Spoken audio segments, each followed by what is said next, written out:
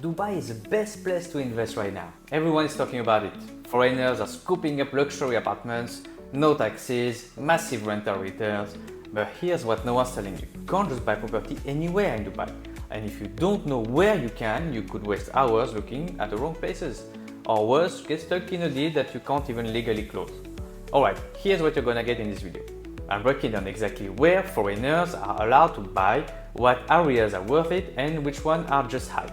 I will show you the difference between freehold zones, leasehold zones, and why certain areas are completely off limit. If you are serious about owning real estate in Dubai, whether it's for investment, lifestyle, or even just renting it out for passive income, you need to know this stuff.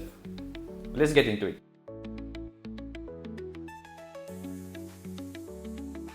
Okay, let's clear things up. Why can't foreigners just buy anywhere in Dubai? Think of it like this. In most countries, there are some areas where the government does not allow international buyers. Maybe it's land near the borders, military zones, or culturally sensitive areas. Dubai has a similar system, but it's way more organized. The city is split into zones, and unless you are UAE or a GCC national, you are considered a foreign buyer, even if you've lived here for years. As a foreigner, you are only allowed to buy in what we call the freehold areas.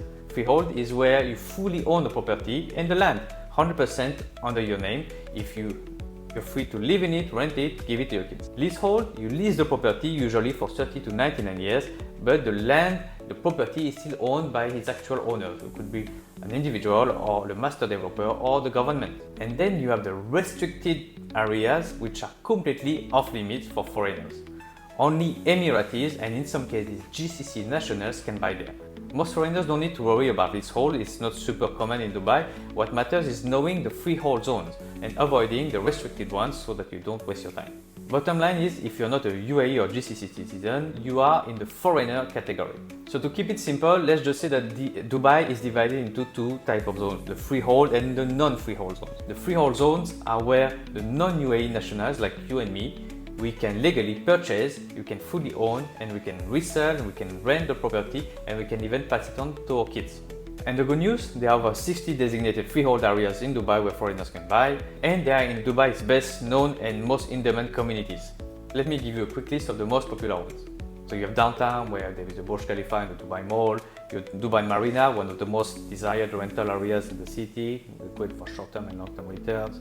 You have JVC, it's a more affordable place.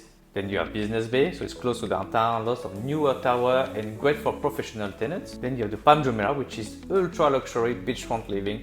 It has a limited inventory and this scarcity is what drives the value over there. Then you have the family communities like the Arabian ranches, the springs, the lakes. So that's where there is all the family friendly villas with the long-term tenant demand. Then you have the Dubai Hill Estate, so it's one of the growing favorite among investors. Never invested there myself, but I know a lot of people who love it there. Then you have JLT, which is just right next to the Marina, so I can see it from my window. And it's slightly more affordable, it has great infrastructure.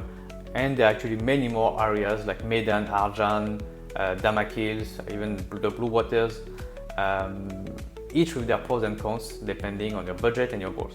So when people ask, can foreigners really buy in Dubai? The answer is actually yes, they can buy in all of these places. Now the question will be more, which area fits your strategy, your capital appreciation goal, your cash flow goal, or your lifestyle? Because each of these zones serve a different kind of investor, and knowing that upfront helps you avoid mistakes like buying a luxury unit in an area with low tenant demand and chasing yields in a community that lacks infrastructure. And don't worry, you don't need to memorize this. I will just add a link in the description with all the freehold zones. So the big takeaway, you've got options, and the Dubai government has made it very possible, very legal, and very lucrative for investors to get in the game. So now where you cannot buy? You cannot buy in the non-freehold or the restricted areas, where only the UAE or the GCC nationals can purchase the property. So even if you see a stunning villa in Jumeirah 1, unless you're local, those are probably off limit. So here are some of the most common areas where foreigners cannot buy. So Jumeirah 1, 2, 3, Al-Rashidiyah, Al-Wuhaida. These are typically older established residential zones where the government has chosen to preserve ownerships for Emirati citizens. These areas often look attractive. In my case, I love Jumeirah, but as an investor, I cannot buy their freehold, so no point. In most cases, You can't even lease long term without going through specific channels. Always double check before getting too emotionally invested in a property. If a real estate agent is guiding you, he will probably tell you what are the freehold areas anyway. Bottom line, not all that glitters is available to foreigners. And knowing where not to look is just as valuable as knowing where to buy. Alright, so now that you know where you can and you cannot buy, let's quickly go over how the buying process actually works in Dubai. It is surprisingly simple, especially compared to places like the UK, US or Canada, but there are a few things that you should know upfront so nothing catches you off guard. Here is a quick snapshot of what buying looks like step by step. Step 1, you find a property. You start by picking a unit in a freehold area. You can do this through a licensed agent, the developer or online portal, but make sure that it is a legit listing. Once you've agreed on a price, both parties sign something called the Form F or the MOU. It basically outlines the terms and conditions of the sale. This is when you typically put down the 10% deposit, which gets held by the agent or the seller's broker. Step 3, get the NOC, the No Objection Certificate. So this part is important. The seller applies for the NOC from the developer. This document says that the developer has no objection to the property being sold and that there are no unpaid service charges or issues. This step usually takes 3 to 7 days. Step 4, transfer the ownership.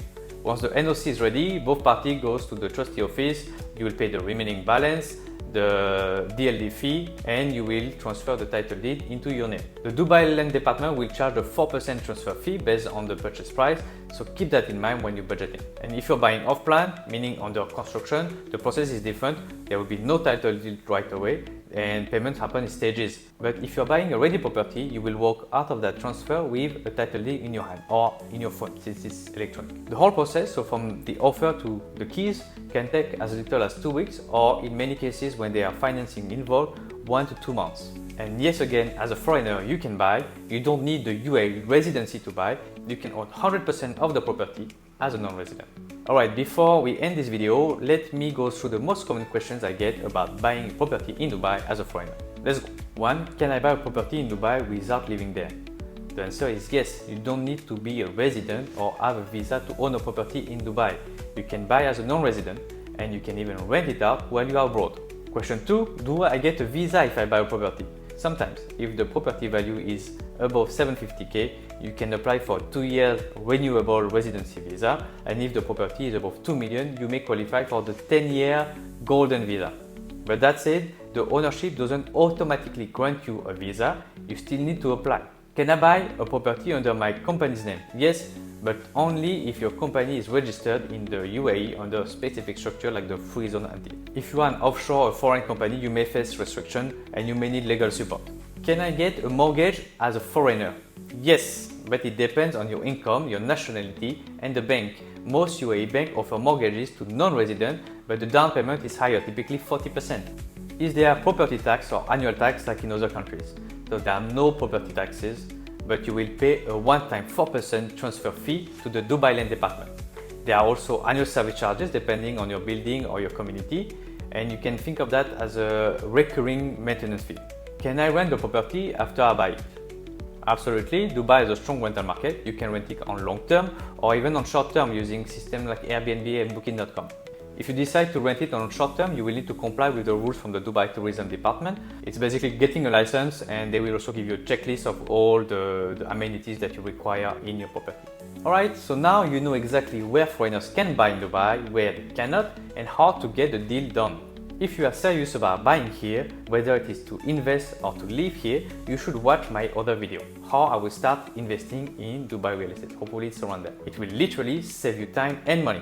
And if this video helped you out, please hit the like button so that more people can find it. And if you have any questions, please drop them in a comment. I check and reply to as many as I can. And if you want more content about Dubai real estate, please hit the subscribe button. I am an investor in Dubai and I share my investor point of view multiple times a week on this YouTube channel. Thank you for watching and I'll see you in the next video.